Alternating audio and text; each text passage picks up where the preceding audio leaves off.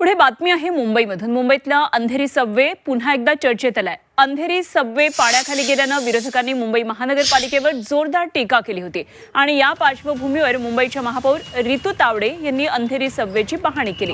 यावेळी स्थानिक आमदार मुरजी पटेल यांच्यासह महानगरपालिकेचे अधिकारी आणि पोलीस प्रशासन मोठ्या संख्येने उपस्थित होते। सबवेमध्ये पाणी साचण्याची समस्या कायमस्वरूपी सोडवण्यासाठी प्रस्तावित जागेवर पाणी साठवणूक टाकी उभारणं किंवा नाल्याचा मार्ग बदलण्यासारख्या उपाययोजनांचा विचार सुरू असून त्यासाठी आवश्यक कामं पावसाळ्यानंतर हाती घेतली जाणार असल्याचं महापौरांनी सांगितलं। नागरिकांना कमीत कमी त्रास व्हावा यासाठी अंधेरी सबवेमध्ये अतिरिक्त पंप बसवण्यात आलेला असून पाण्याचा जलद निचरा करण्याची व्यवस्था करण्यात आल्याची माहिती महापौर रितू तावडे यांनी दिली।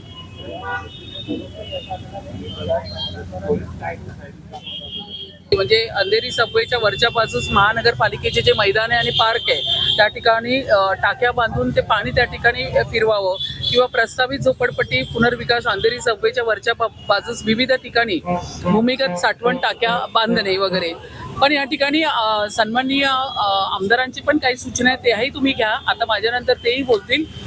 परंतु या ठिकाणी आम्ही ॲडिशनल पंप जे या ठिकाणी रिस्टेट करणार आहोत, जे साठलेलं पाणी आहे ते आपण जास्तीत जास्त त्या ठिकाणी काढण्याचा प्रयत्न करून काढून ते मोगरा नाल्यामध्ये टाकण्याचा प्रयत्न करणार आहोत। त्या ठिकाणी आमचे जास्त प्रयत्न चालू आहेत। तर म्हणूनच ह्याची पूर्ण पाहणी करण्यासाठी या ठिकाणी मी स्वतः या ठिकाणी आले।